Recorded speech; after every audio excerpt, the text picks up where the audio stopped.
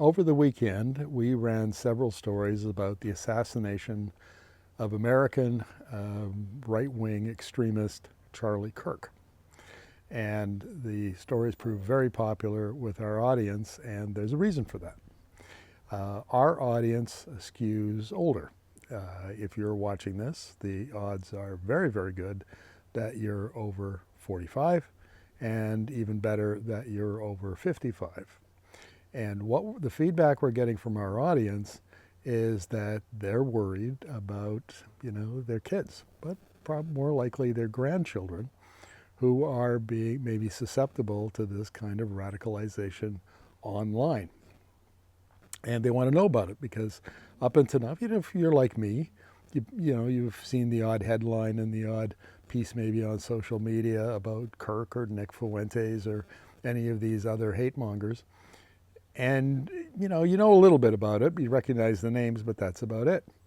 Well, Charlie Kirk's murder, his assassination, has put this all front and center. And what's going on in the United States is absolutely frightening.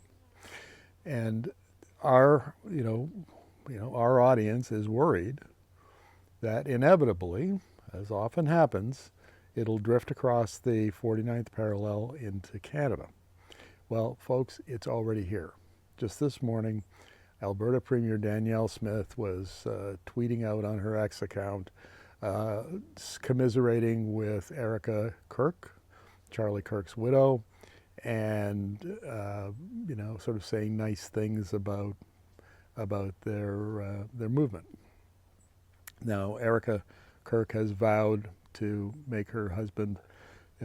Says that the left has somehow made him a martyr and that she's going to continue his work and even amplify it and so on and so forth. So, Donald Trump has been talking about the assassination, and there's all kinds of, tweets by people like Elon Musk and so on about, like basically killing the left wing, leftist Democrats. I mean, it's crazy down there.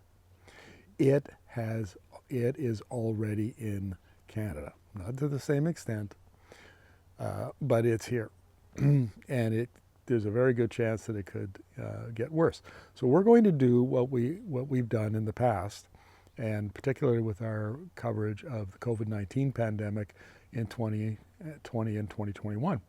We're going to apply our journalism model to a topic that we don't normally cover, which in this case is the radicalization of youth and extreme right-wing politics. And our journalism model is built around experts. And we do the necessary homework, do the interview prep, and we come prepared with good questions. We can do in-depth interviews with experts on the topic. Already, I've asked Professor Matthew Bodie from North Georgia University, who's an acknowledged expert on Charlie Kirk, for an interview, and it looks like we're trying to line something up for tomorrow. That's the kind of insight we're going to provide for you, and we'll be looking for links to Canadian organizations. We'll provide some of the history. We'll do as thorough an examination as we can so that you can keep up, so that you will be able to get the latest information, and hopefully, I don't know how you're going to use it. This is all very new for us. We're just starting to get our arms around how big the problem is, what are the dimensions of it, what are the issues, and how does it affect Canada. So stay with us. We'll be starting this coverage in the next day or two. And by all means, comment, email, and ask us questions. If you like, we'd love to hear from you. What would you like us to ask experts, particularly American experts, about the dangers of this youth radicalization that we're seeing accelerate with the assassination of Charlie Kirk?